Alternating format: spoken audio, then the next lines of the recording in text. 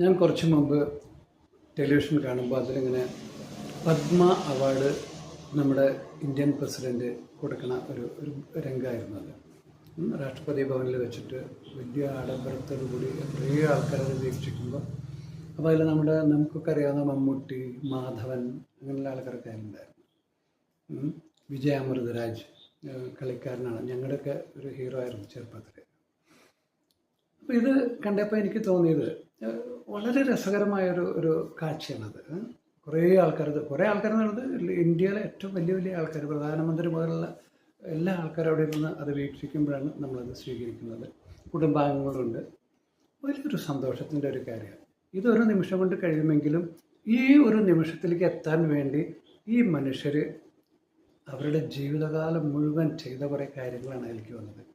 അവർ കാഴ്ചവെച്ച, അഭിനയിക്കുന്ന ആളാണെങ്കിൽ കലാരംഗത്ത്, അല്ലെങ്കിൽ മെഡിസിൻ്റെ ഏതൊരു രംഗത്തും കളിക്കാരൻ, വിജയ് അമൃതരാജ് കളിക്കാരനായിരുന്നു. അപ്പോൾ ഇതുപോലെ അവരുടെ അച്ചീവ്മെൻറ്റ് അങ്ങേയറ്റത്തേക്ക് എത്തുമ്പോൾ, അത് നന്മയിലേക്ക് വരുമ്പോൾ, അത് ആൾക്കാർക്ക് ഇൻസ്പയറിങ് ആകുമ്പോൾ അവിടേക്ക് എത്തുന്നത് വർഷങ്ങളുടെ ഫലം കൊണ്ടാണ് അവിടെ എത്തുന്നത്, വർഷങ്ങളുടെ ഫലം കൊണ്ട്.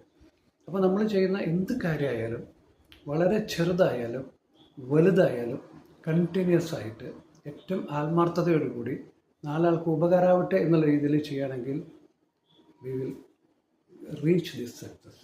അത് പദ്മയിലെത്തുന്നതാണ് ഞാൻ പറയുന്നത്. ഇത് കിട്ടുമ്പോൾ ഒരു മനുഷ്യൻ്റെ അവിടെ സന്തോഷമല്ലേ, ആ സന്തോഷമാണ് വലുത്.